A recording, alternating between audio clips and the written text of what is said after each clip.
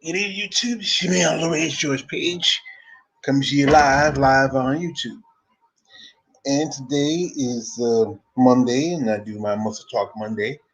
Uh, Usually I have a subject to talk about, but I've been so busy. I've been working on some things. If you saw last week, I had about three interviews.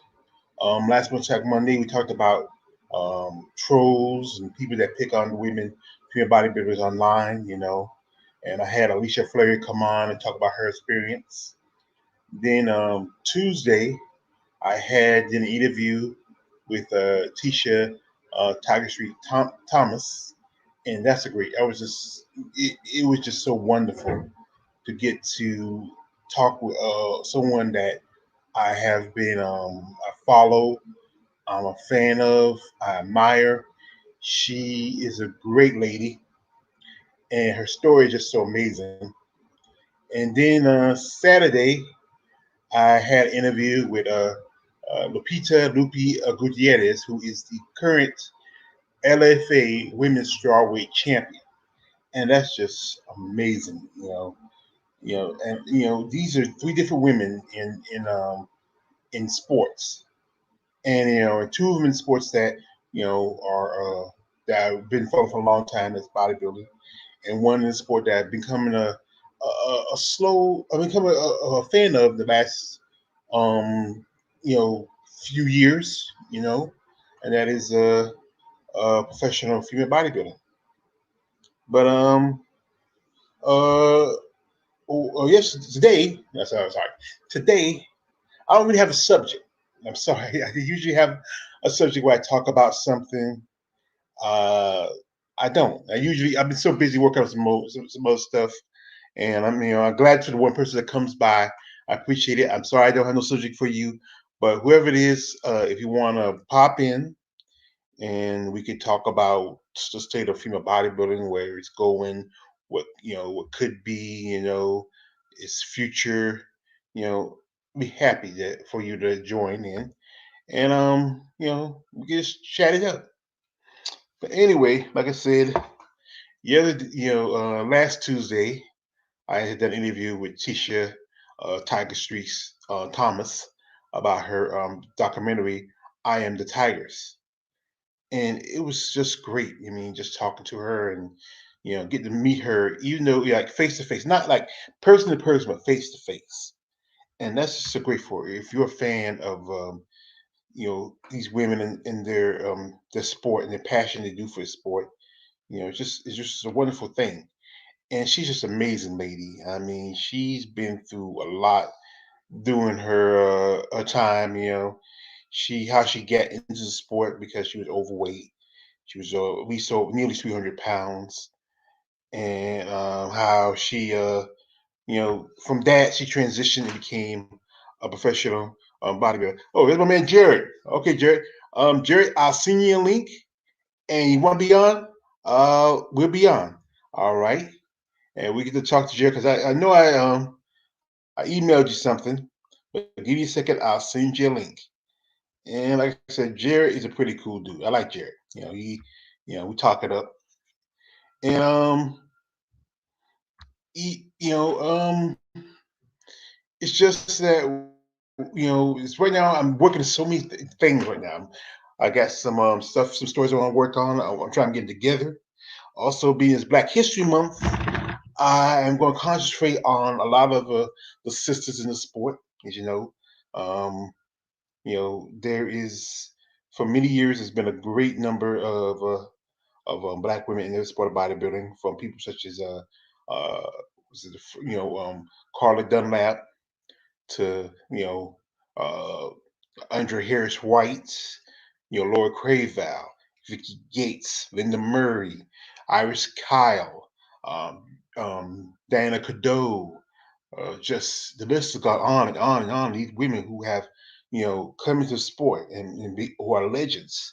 And currently the current champion, Andrea Shaw, is the fourth black woman in history to be called Miss Olympia. And that's pretty good. I mean, with the first Miss Olympia was Black Miss Olympia was Carla Dunlap. Then Linda, she was the second with she broke the Corey Everson's record back in 19 when she broke it. She broke it in 95. No. She tied the record in 95. Then she broke it in 2002 with 7 wins and surpassed it with 8 with 2003. Then you have Iris Kyle, who surpassed the record by having 10 wins. And she did pretty good for herself. 10 wins. And um, we were supposed to have her return to come back at last year's Olympia, but what happened? Iris got sick, and then we get a new Miss Olympia, and that's Andrea Shaw, and she transitioned from the physique division up to bodybuilding back in 2019. But like I said, this is just a great story to talk about. I mean, and like I said, I'm gonna send my link to my man Jared, and Jared's gonna pop in, and we'll probably talk up a little bit. Let's see. But like I said, and like I said, there's like I think in the Olympia, I think the top five released three sisters. You had Andrea who took the one. You had March who took second. You had Ash who took fourth. And and I think in not since I think maybe not since I would think the '90s. Maybe if you had that many black women to have make the top five as the Miss Olympia, maybe altogether, I think it was like maybe like Ricky Gates and I think Linda Murray and Laura Craval. I think and it's just rewarding to see the progress, but it's still not enough to me. Especially when we talk about how these ladies don't get paid, don't really get much money, and it's just unfair. All right. And Jared, I sent you the link, so you should get it. You know,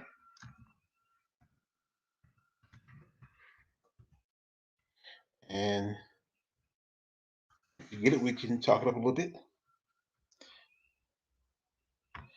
And usually I don't usually come on this too late in the evening, but I was busy, doing some things right now. Where I stay at, we got to be under inspection. Got to get the house straightened out and clean. And I'm not in. I'm getting a little older. I got two bad knees, and sometimes I do get tired. All righty, here's my man Jared.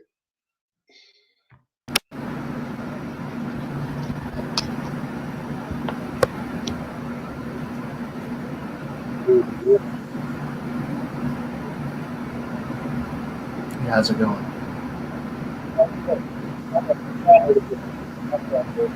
Mike's a little muffled.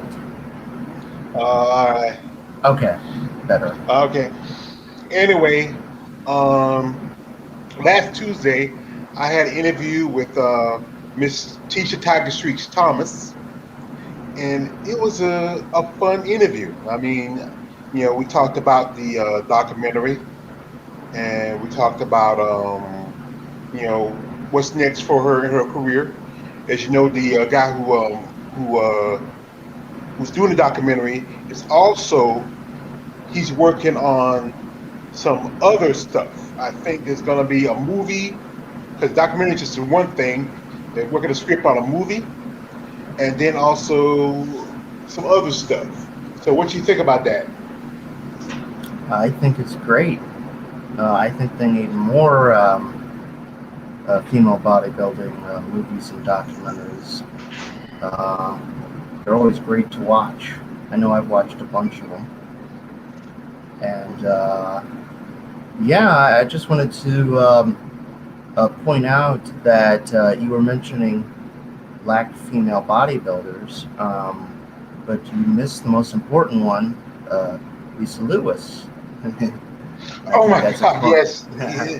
I'm sorry, I forgot Lisa. Yeah, and Nancy Lewis. I forgot Yeah, those were some great ladies, and they like Nancy Lisa Lewis was Amazon. I think she was like 5'8", 5'8", 5'9", and I think huge. she's one of the tallest. Yeah, she was huge, and I think the only person that might measure close to her height right now, competitively, is Monique Jones.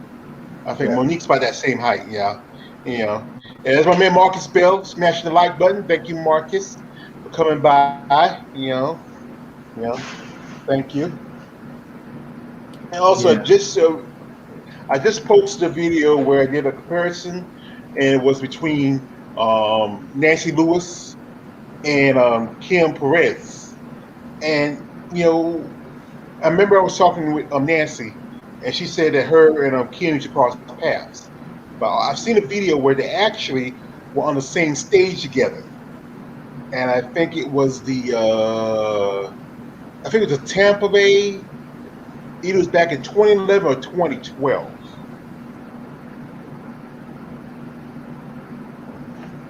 I'm not sure. And like I said, their physiques almost about alike, except for I think Kim was a little bigger.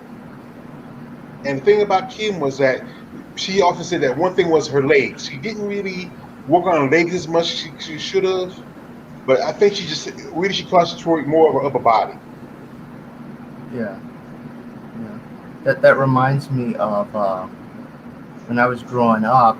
Uh, I remember probably one of the first things I remember about female bodybuilding when I was growing up was I believe it was the 2006 Miss Olympia press conference, and Irish Kyle and Diana Cadeau Oh they yeah, both uh, they both strip off their clothes and pose with each other, and I just remember how amazing that was. That was just like all that muscle just like compared to each other. It was just like yeah, both were like pretty much at their prime, pretty much, yeah, and it was yeah. it was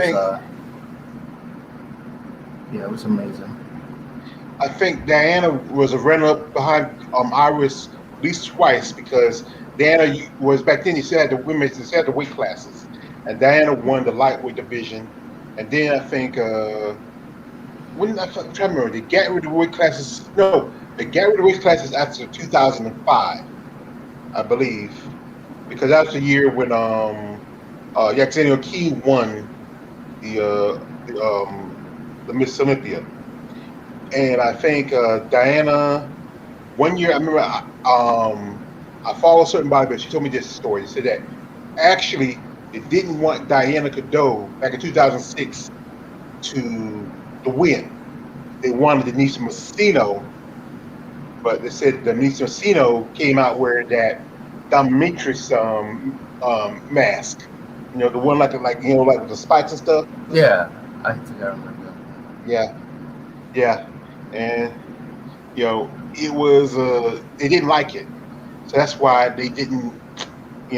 I think you feel like if she had didn't do it, she might have probably. I would say she would have won um, Miss Olympia that year, but she probably would have been up there as a Second. runner up.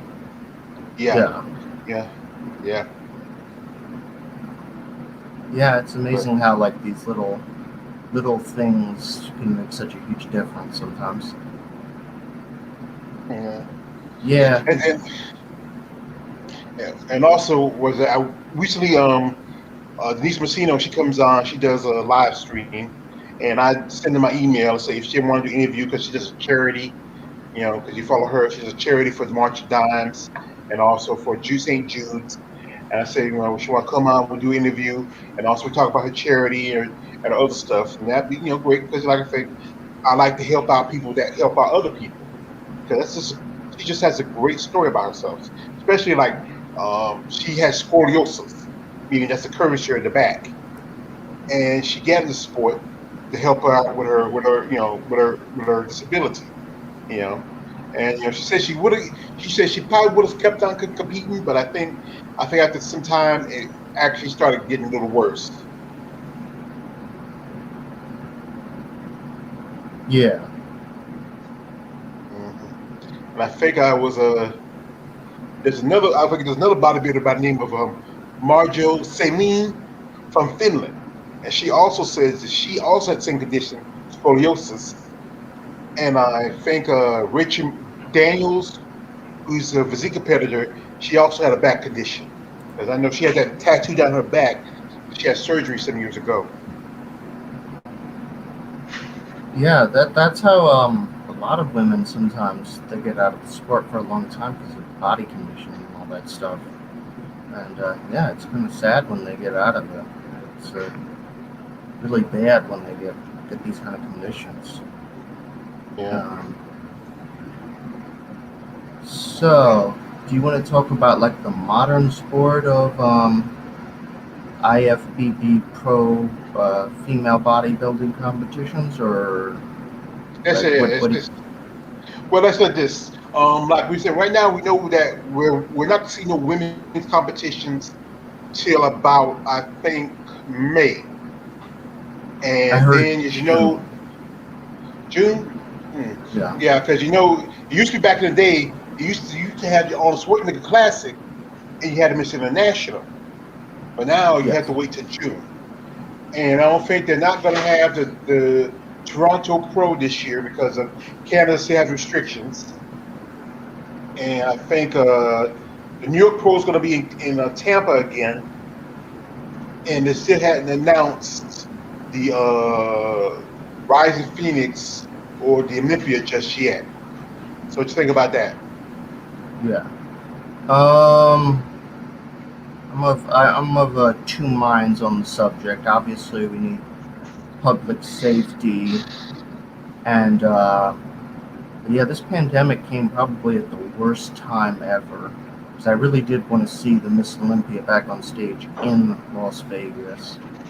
So there's that whole situation, and yeah, this whole year's been a. Last year was a really disappointment. I wanted to see Irish Cairo on stage again. I didn't get that. We didn't get it in Las Vegas either. We lost a lot of competitors who couldn't come over because of the pandemic. Yeah, Um, and I also have some problems with maybe the modern uh, uh, Miss Olympia, maybe the pose down routine. I don't like the modern version of it. Either I'm going crazy or I used to like the just six top six women posing. Am I the only one who thinks like the new one with all the girls posing all at the same time? Um, it just doesn't work for me. well, like I said, well, most of that thing you really want to. It's just because it's returning of Miss Olympia. That's why they did it. I think that's why. Yeah. And I think Oh, okay. yeah, I think this year when they have it back, it's going to be the top six because that's what you're supposed to do. You usually have the top six. And the thing is, Yeah. they really did a lot. Like usually you do a lot of. I mean, used to watch some of things be like try to elbow in, crowd and push. They didn't do enough of that. Yeah. They be. But like I said, I think they were happy just to be able to be back Yeah. on the Olympia stage. But also, I remember that they're supposed to. We just supposed to add on some more shows overseas. They're supposed to be a show in Lisbon, Portugal, and a show in Czech Republic because the pandemic. Those shows were shut down. And also, Pupa, who she was working her tail off, trying to get the Romanian Muscle Fest started because the restrictions that were in Romania that was going around in Bucharest. Yeah. Yeah, Yeah. This whole and year has then just been. yeah, and and then saying like saying I think a lot of women didn't like wearing the masks so much. Like it's the Rising Phoenix in Arizona. The reason why they moved it back from because they were supposed to have it in Nevada. So they moved back to Arizona because Nevada had put in spectator restrictions. I think they supposed to be like under 250 people. So they decided to move back to Arizona. And then Arizona also had to put a mandate that when on stage, women had to wear masks. But when you do the show, when you did Olympia in Florida, you didn't have to wear a mask on stage because Florida is they had like at least you had Tampa Bay, the New York Pro, and just had Olympia all in Florida within the past 3 or 4 months. Yeah, because they have an insane governor there. Yeah, Hmm. and And then I think what I here's say, what I um yeah, you were talking about the shows. Here's what I don't get. Just you don't need any audience in the crowd per se. Just put it up on a stream and just stream it and that's what all I can say. Just have all these events. I think they have been doing it a little bit, pay-per-view and all that, but just have a website dedicated just to IFBB shows and just stream them and keep an archive version of them for those of us who want to go back and watch them up. But yeah, I don't have to be there per se. but but So, the thing is, they really make money from when people come and they have the expos. Like they have yeah, they sell like they sell stuff like especially like when last year when they had the Arnold Schwarzenegger Classic and they had to shut down the whole expo part of it, and that kind of hurt a lot of people's pockets. yeah, Because a lot of people like one thing they have like okay like this you have the you have the FIBO, which is kind of like the All Star weekend for bodybuilding, and they didn't have it um, last year because of how severe the pandemic affected Europe. Big question is, are you going to have it this year? There's still a lot of cases that are growing in overseas. They usually have it in Germany, but it's just a big question: are they going to have it this year? Because hello,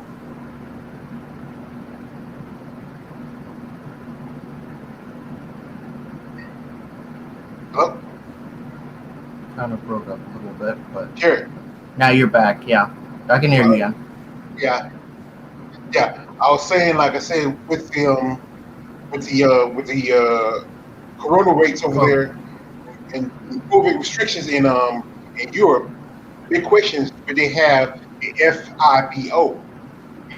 You know, like I said again, it's like the All Star Games for bodybuilding. You got FIBO is the All Star game.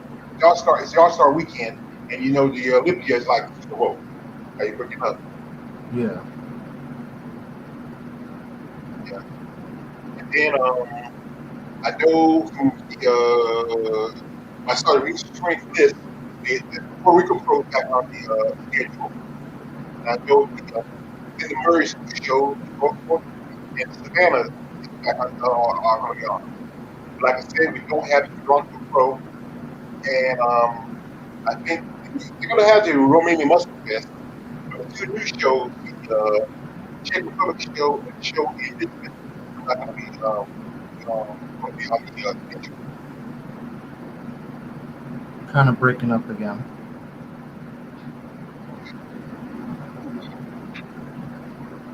You hear me? Yeah. Okay. I got You most of hear what me? you were saying. You were talking about the shows. Yeah. So if you had a chance, what show would you like to go Like, if I had a chance, like, I'm not going to any shows now, but I wanted to go to the Miss Olympia simply because I wanted to go before it was canceled. Uh, Back when I was, I turned 18 in 2010.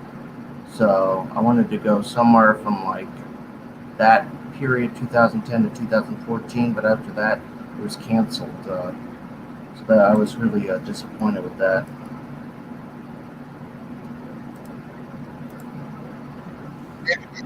any predictions? Like I said, we're going to have the Miss Olympia. You think Andrew Shaw's going to reach? Sorry, what was that? Breaking up a little bit again.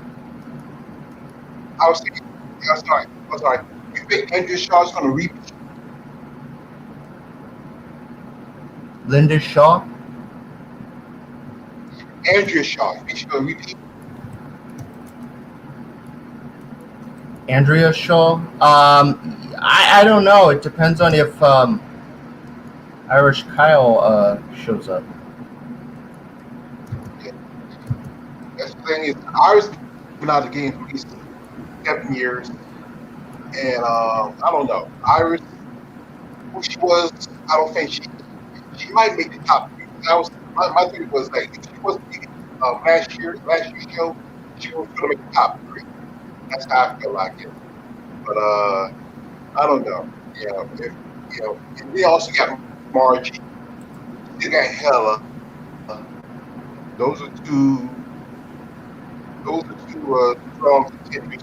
Margie Martin and Hella Farina.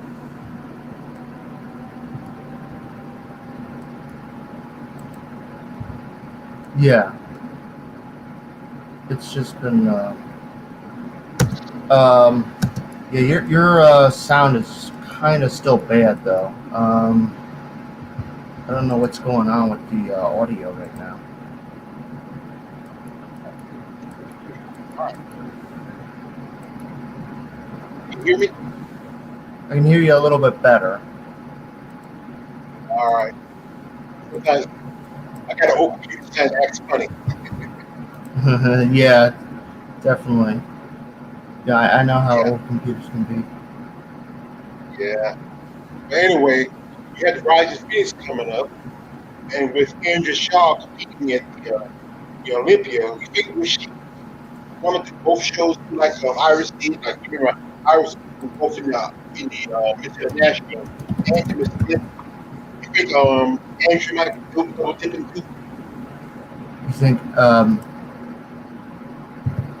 you think Andrea is gonna to take the Rising Phoenix and Miss Olympia? I don't really know. Um, uh, Rising Phoenix. It depends on. I guess it depends on who really competes at both, honestly. Because I think Andrea Shaw, she kind of just won the Miss Olympia by luck, pretty much, because Irish didn't show up, and she won Rising Phoenix. Uh, because I think the judges probably preferred her over La Trevino, and also Margie wasn't there as well. So yeah, I guess it really just depends on who's attending, when's attending. But I don't know if they really want to make Andrea Shaw into I mean, into the next, like she's gonna be the new Irish Kyle, basically, like win like over and over again, like every like the Rising Phoenix is now like the new Miss International, and you got the Miss Olympia,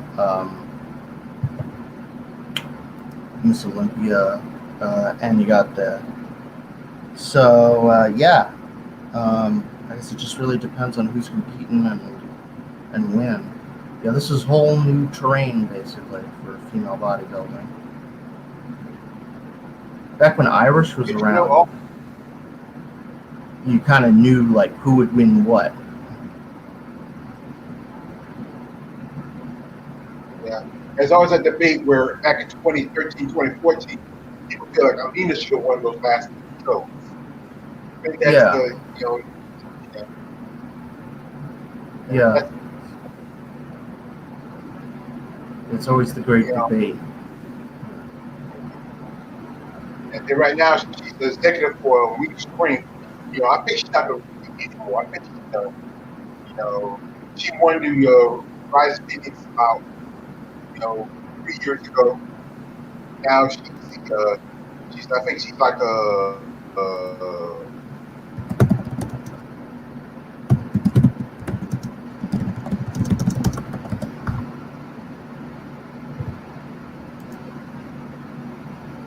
vice You, president or something.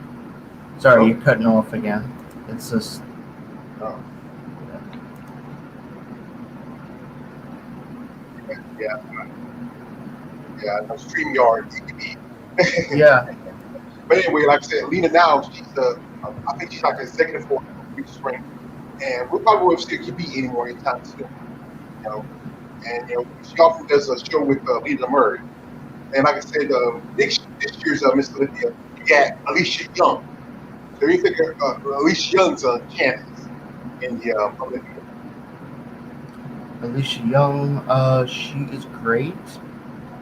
She is super huge, super muscular. Um, yeah, I don't really see any negatives to her. Um, honestly, yeah, I think she should probably be in like the top five, six, um, if I was judging, but I'm not. So see what happens with that.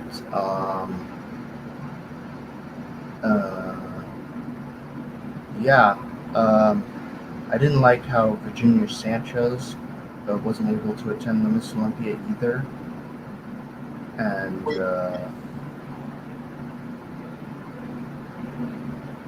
What, what Virginia Sanchez is that she can't compete for this year's Olympia. She couldn't make it rise to Phoenix because I follow Virginia on social media. When she won the Romanian Muscle Fest, she didn't want to travel because of the coronavirus going around. yeah, Uh, she has a son in Spain, and she said it's going to cost her to like what Irene Anderson did. She quarantined in Irene Anderson quarantined in Turkey. Then she flew to America, and then then she stayed here, and then she did the Rising Phoenix did the Olympics. And I think a couple of other ladies like Barbara Majan who competed at the physique, and also Ann Moon, who was a physique competitor. They quarantined in Mexico for 2 weeks, and they just when they were done, they just went straight to Tampa for what was Tampa? What was that? Orlando, where they had the Olympia, and that's the thing. It costs money. Like one person that was missing from the Olympia was um, Munia Pearson. She's the Italian bodybuilder that won the Olympia, the William Muscle Fest last year, and she didn't make it because she's in Italy and cost in Italy, under the COVID thing, and it costs her to travel back and forth. It's a lot of money. She has to probably do like do a quarantine, and that's why she competed at the Muscle Fest. She was hoping that she would be able to get opportunity to compete at the this year's Olympia, but she didn't get the opportunity. She came first place, and then everybody waiting for the Italians Costanova, you know, Amazonica to compete. But I think for Russia, they have very heavy restrictions with the virus. yeah, yeah, definitely. Um, yeah, she's also another interesting. She's another interesting competitor who's coming up, very young and huge to say the least. Um, yeah, um, yeah. I don't know how this whole IFBB season is going to go with all this COVID stuff still going on. I mean, we got this new South African variant of COVID. Um, I've, uh, I mean, I have gotten the first dose of the vaccine, the Moderna vaccine, simply because I work at a pharmacy and they gave us the extra doses that they were doing. So, but it's still not. It's 50% effective against this new South African strain. So that's a bit worrisome there. So, um, yeah, I think it just depends on what we can do about this COVID situation and public health wise and all that. Um, um, I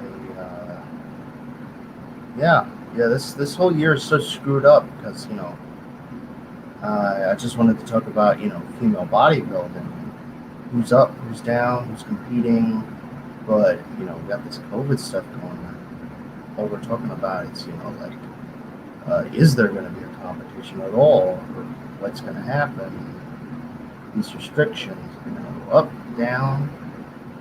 Yeah, it's crazy. Yeah, because I follow another Russian bodybuilder, Anastasia Koleva, and she wants to come here and compete because she knows it's where most shows are here in America.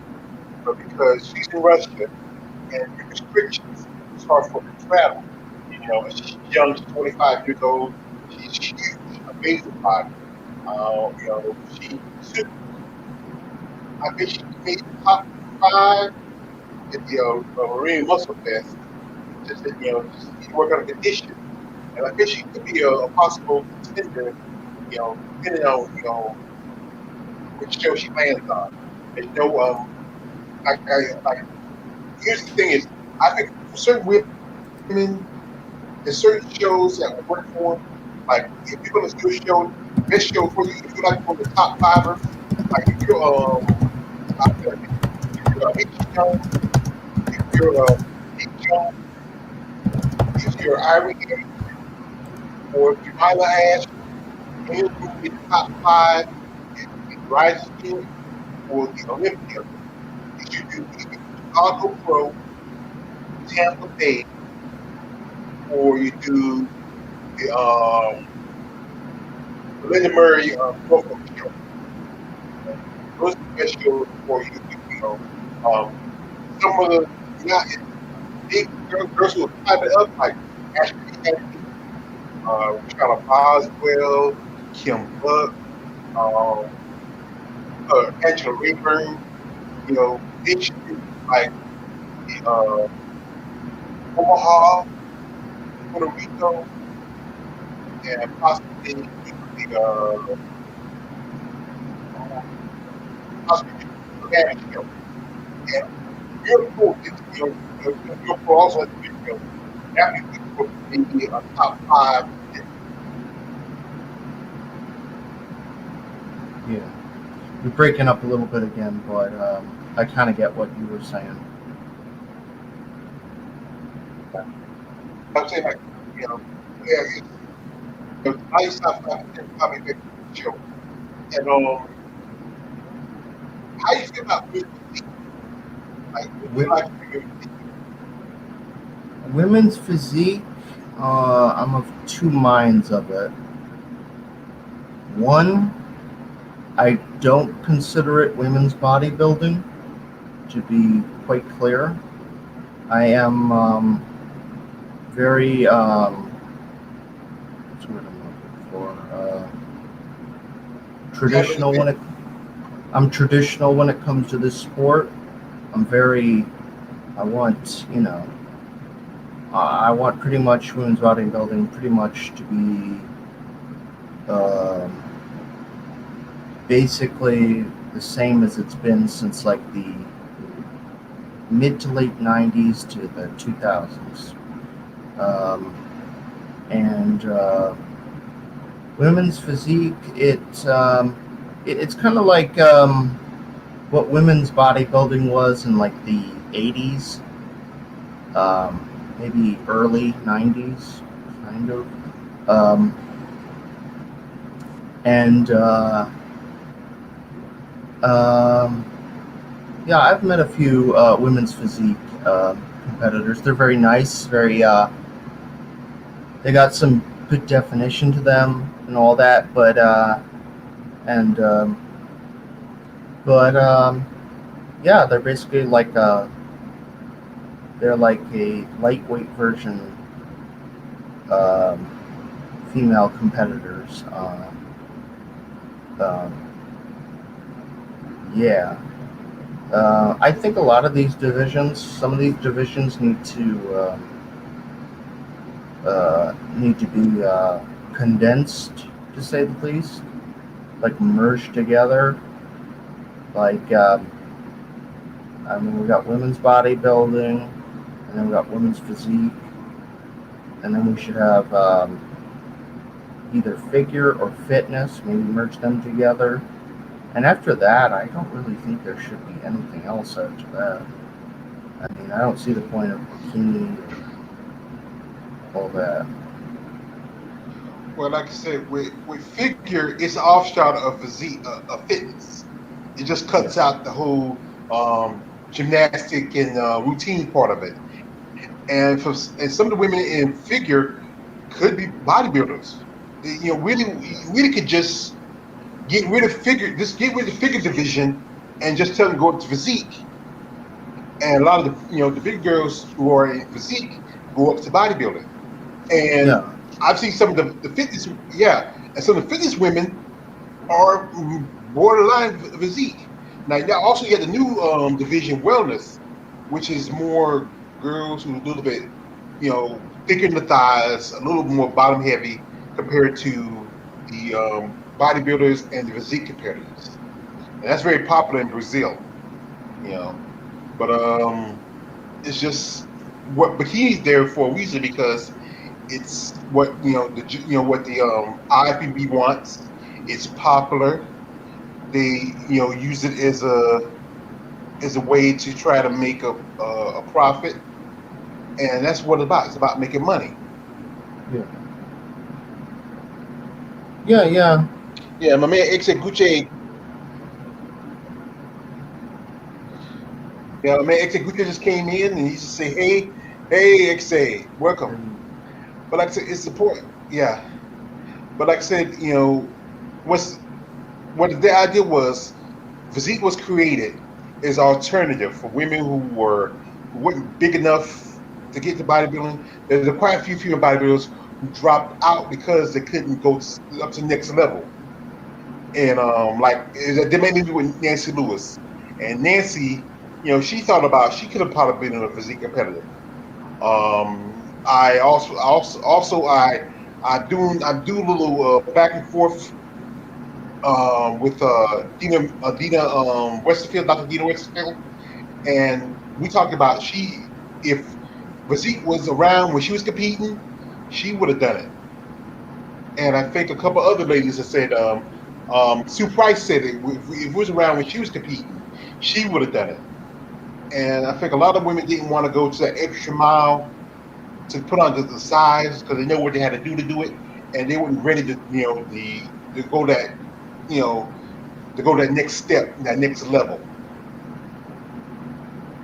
Yeah, and yeah, I agree. Um, it is a good it's a good starting point for. I know Andrea Shaw was actually originally physique. As recently Hmm. as like like a year or two ago, and then she started Yeah, competing in bodybuilding, and then it was like after that it was she really started. She basically dominated everything she was in. yeah, So yeah. so yeah, it is a good staging point, you could say. Um, Hmm. my concern is just with like so many categories other than that, and um, yeah, it could like try to maybe overshadow some here and there. But yeah, there's also the profit motive and all that, and yeah, that's understandable, I guess. Uh, uh,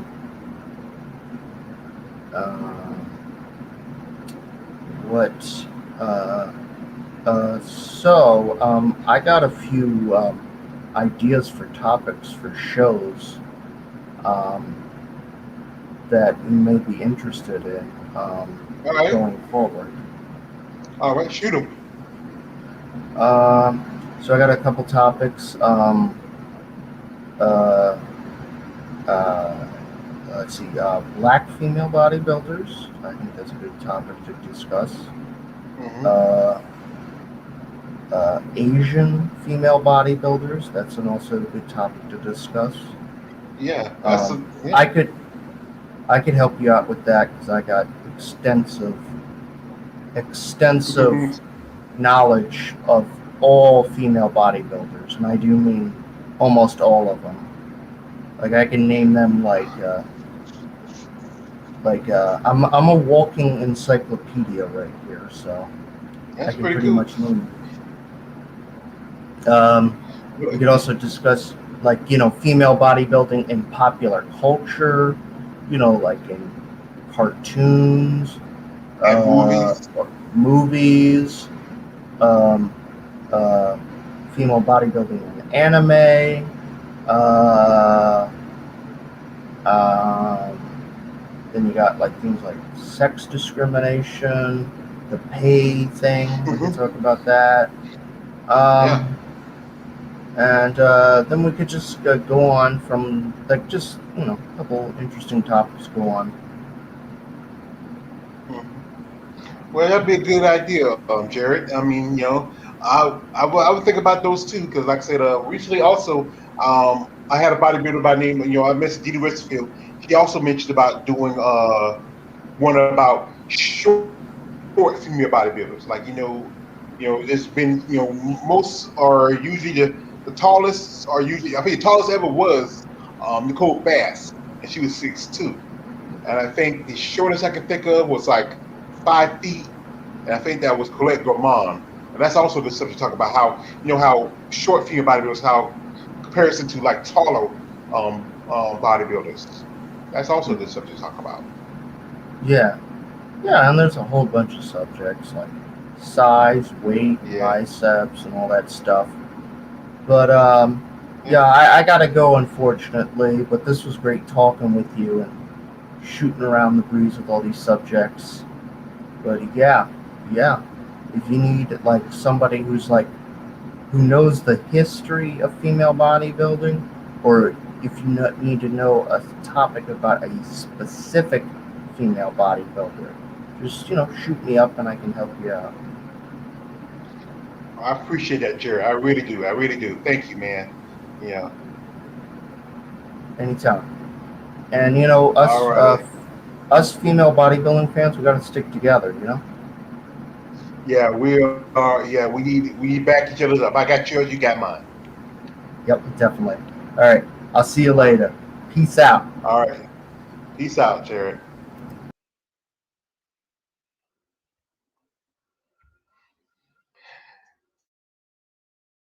He's a nice kid. I like him. He's a nice guy. Yeah. And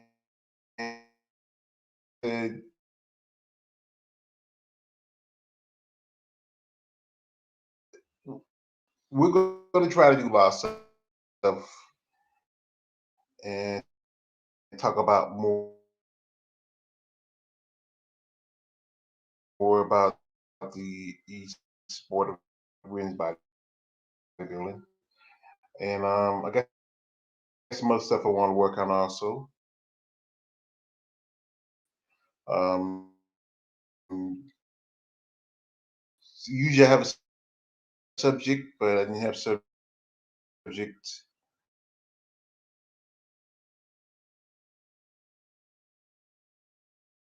uh, tonight. But I really like to think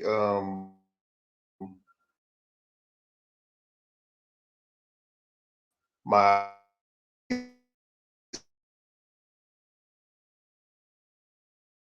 combat sports family coming by.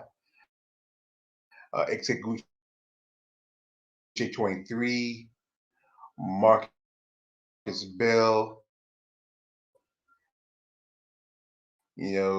Robert the Savage